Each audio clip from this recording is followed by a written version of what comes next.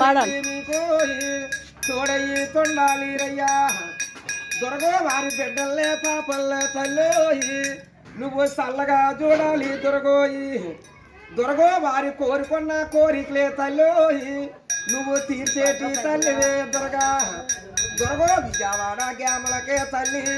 నువ్వు అందంగా నిలిచేవు దొరగా లమ్మ విజయవాడ గ్యామలకే తల్లి లమ్మ ఎక్కన బాబు అక్కవే తల్లి 20 రూపాయలే అమ్మ ఎక్కన బాబు అక్కవే తల్లి అధికార తల్లివే దొరగోయి